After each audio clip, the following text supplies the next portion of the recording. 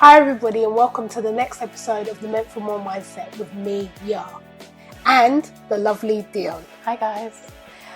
So today we're going to be talking about confidence and how it really can affect every area of our lives. So I'll start off with a story. So earlier this year at work, I was, a colleague of mine had to go off sick for initially it was supposed to be 3 months, but it ended up being more like 6.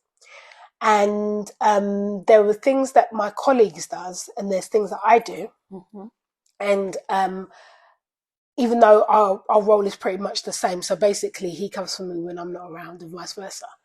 And so knowing that I had to cover for him for like this period of time, I was like, oh, okay, these are some new things I'm going to learn. But because he does his particular things and I do my particular things, I was a little bit nervous to kind of to kind of learn what kind of do his job essentially. Yeah. So literally I was there and I was just kind of, but after a little while I realized, okay, I can do this and I'm doing it. So I did it. And then I realized that, okay, now that I'm doing this, I'm actually realizing there are better ways to do this. So then I started implementing the ways that I think would work better. And then in the middle of that, well, actually, I'd say in the middle of that, maybe like 5 months in, we got somebody in to kind of help because the workload became quite too much. And me then having to then teach this person, which is a good idea in theory when you have to get somebody new in. But what's hard about that is that then you have to teach them everything that they need to know in order to be able to do the job. So that takes time away from your own work. But it was good. And also teaching her and having to do what my colleague does as well as what I do, I started to realize that I had no reason to be nervous because I actually could do the job. And not only could I do the job, I could do it really well.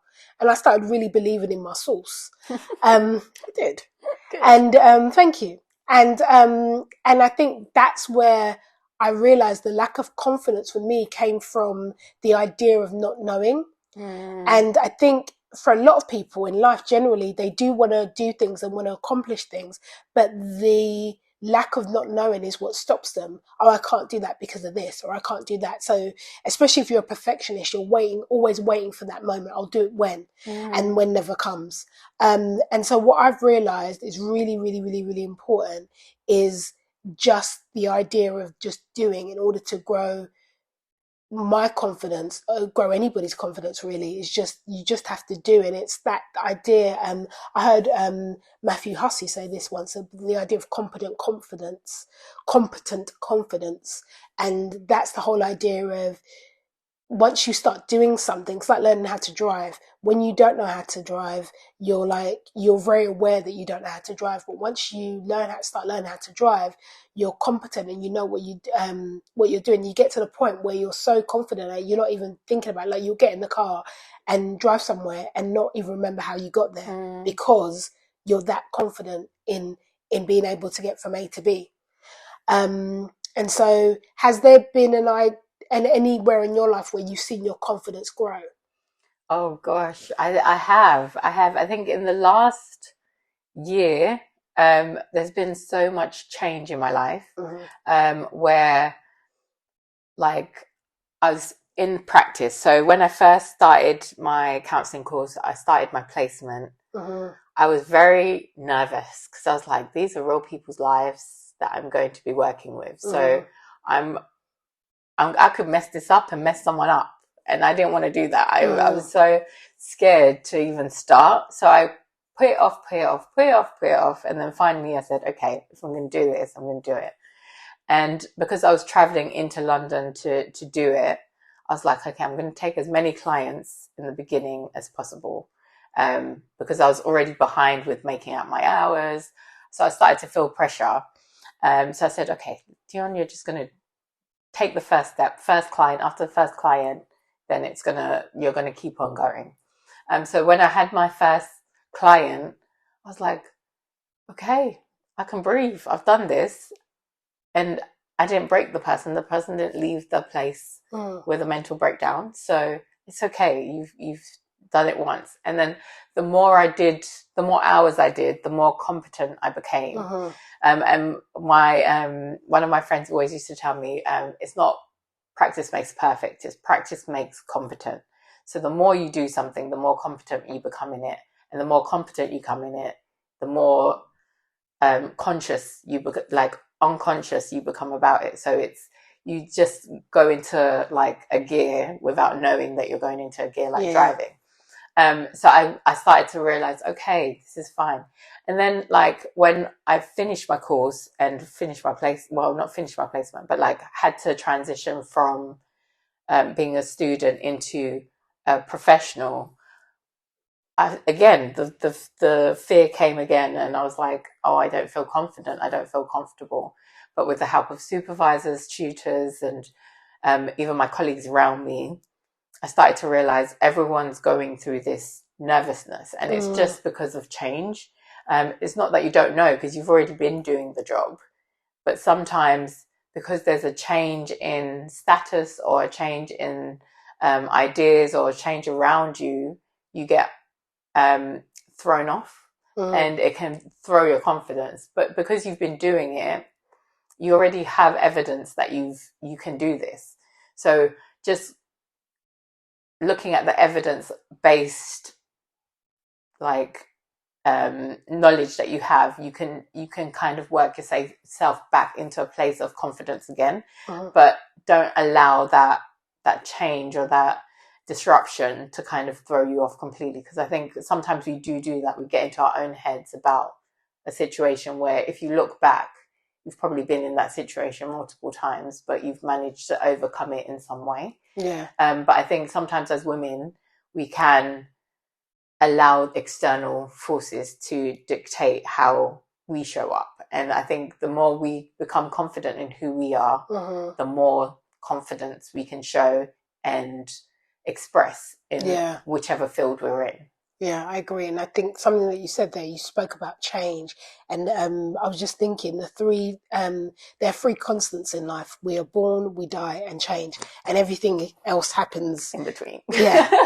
And I think it's really important once we recognize that, because I think the reason why a lot of people lack confidence is that they look at people who are confident or competent in a certain area, and they think that they need to know everything the expert knows, the perceived expert knows on day one, as opposed to actually, I know what I know today, and based on that, I'm going to just build that knowledge and build on that knowledge and build on that knowledge and build on that knowledge until I get to a place where people, I guess, are looking at me as the expert in there. And being an expert doesn't necessarily mean that you, because there's lots of people that call themselves the experts that aren't. It's more that people will come to you for advice and for guidance in particular areas because they trust your wealth of knowledge in that particular area, whatever it be. And once you recognize, it's just like what you were saying, you actually have more knowledge or more competencies in areas than you recognize, but because you're not aware of it, and because we all have blinders, so you're not aware of it, you kind of think, oh, I can't do that, or I can't do that, or I can't do that, as opposed to actually seeing where you've done it before. So it's like almost like if you think about a job, when you go for a new job, and what are your transferable skills is what you'll get asked, and that's what this is. This is recognizing where you've done this before in one area and how you now can apply those same skills in that particular area. And that's what makes us more confident in to be able to go in, pursue the things that we want to pursue and create the kind of lives that we want to create for ourselves. And even that, like when you're saying about the comparing yourself to the expert, I think a lot of the time we forget that we also bring something completely different. So sometimes, yes, this person's an expert. Like for you, your example you gave earlier with working your colleague's job, you started to see differences that you could use to implement within that system. That made it easier for you. So just because someone is doing it the expert way doesn't mean that the expert way is the only way. And sometimes we focus too much on the expert way and not the the variations and differences that we do have and that we can bring. Yeah. I think the more we understand what we have and how much, and that's why I think confidence comes from self-worth, because if you understand what you're worth and what you can bring to the table, you're not thrown by what the expert has or where you're comparing yourself to, just because you can compare yourself and you can see that there's differences. And yes, you might not be at the level that they're at of understanding, but the fact that you have something different to bring is also a beneficial worth to that thing that you're bringing it to, or that organization, or wherever you are. But I think sometimes you get too stuck in comparing and not understanding that, okay, it's not a comparison thing, it's just I'm learning, they're also learning. Because the fact of the matter is, for them to be where they are, they've learned something and they continue to learn in order to grow. Because you have to learn in order for you to grow within those experiences. So for you to understand that learning is natural and it's part of change.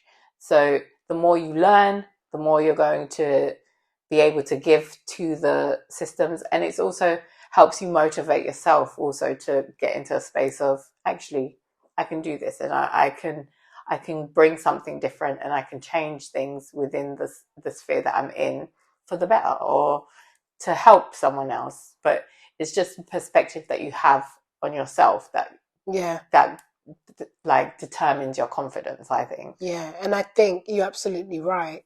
And I also think that for many of us, self-esteem and self-confidence is quite low when we begin doing anything for the first time. Oftentimes it leads back from childhood experiences. And so it's about finding ways to counteract that, because there's a lot of anxiety and overwhelm that would have been, that you would have learned in childhood, that you now show up in adulthood. But in childhood, where you could basically run from it, you can't as an adult. And because you haven't been taught the skills as an adult to be able to work through these issues, to realize, okay, I'm anxious because of this, and so because of this, these are the things I need to do. I think it's really good to implement tools or find tools that work for you. So a tool that works for me is just getting up and going. And there's a lady called Mel Robbins, and she says she has the 5-second rule. So basically, she has quite a few 5 rules, but there's 2 that I can think of right now. And the first one is the 5-second rule. So basically, when you'll say, I'll start at this time, I'll start at this time, I'll start at this time, and then you never do. She basically says, just count to 5 and then start. So like 5, 4, 3, 2, 1, and then start. And then just keep going. Or the other rule that she says is, just tell yourself you do it for 5 minutes. Just tell yourself, I'm only going to do it for 5 minutes. She goes, the way the brain works is, you'll start and you'll probably end up working for a lot longer than 5 minutes. But just by telling yourself it's 5 minutes, it's the whole idea of how do you eat an elephant, one bite at a time. You just break it down into small pieces so that you're able to see your brain is able to digest it, because that overwhelm can lead to things like procrastination, which exacerbates your feeling unworthy. And so the thing that I think is really, really important to always remember is just start, really, and just understand that you don't have to have all the answers. You're going to make mistakes. I mean, we were having a conversation yesterday where you were talking about how the new space that you're going to be working in and how it all came about, which I think is fantastic. But I'll let you share it when you're ready. When you were discussing it, I remember just saying, just do it. Like, it's fantastic you did it. And you may make mistakes along the way, but we all make mistakes along the way. And that's the whole point of learning, because it's very rare that people make mistakes and don't learn from them, don't adapt their behavior to make it go in the way that they do want to go.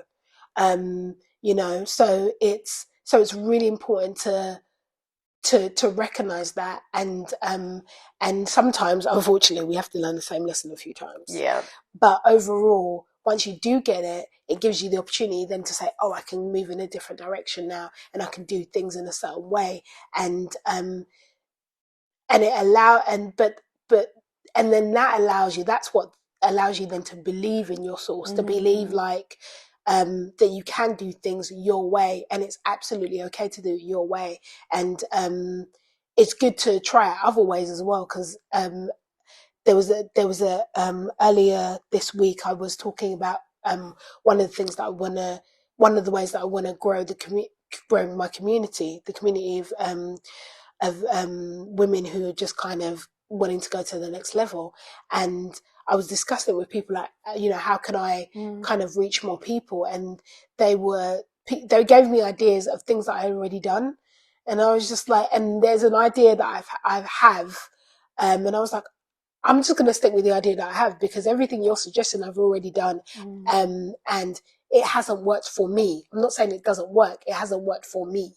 So that being the case, let me put myself in those spaces where I'm going to be uncomfortable, where I'm not going to maybe feel as confident. But if I believe in my source, then the right people will be attracted to me, and then I can grow my community in a really authentic and rich way that allows everybody to grow and shine. Yes, yeah. And that's amazing to even hear, because I think sometimes we get scared of our own ideas. And we think, oh, because someone else has suggested this, it must be better. And you've tried all of those things and they didn't work. So you know you better. And I think sometimes we forget that I know myself better than other people know me. Yes. And I think the more you understand yourself, the more the confidence you can have in expressing yourself the way you would like to express yourself. Like, yes, it's fine for you to get ideas from other people and like explore with other people, but to just understanding that at the end of the day, the decision's on you, and you get to make that decision for your life. But I think sometimes we get scared of our own greatness. Yeah, it's so true. So I guess I was about to say the word for today. Well, the word for today is confidence, but really and truly, it's all about believing in your own source. So that's it for this episode, guys. And thank you so much for listening. Really appreciate it and appreciate you. Please don't forget to like, share, comment, and subscribe. And we shall see you on the next one. Take care, guys. Bye. Nice. That was good. That was a good convo. Yeah. Thank you so much for listening to this episode. For more about me, what I do, check out my website, nextlevelcoachinggroup.com, where you can also download my free Release Your Mindset Blocks guide. You can also follow me on Instagram at Next Level Coaching Group, or on Facebook at Next Level Lounge. Please make sure you hit that subscribe button so you don't miss out on any upcoming episodes. And if you enjoyed this episode, please leave me a rating and review. Thanks. See you on the next one.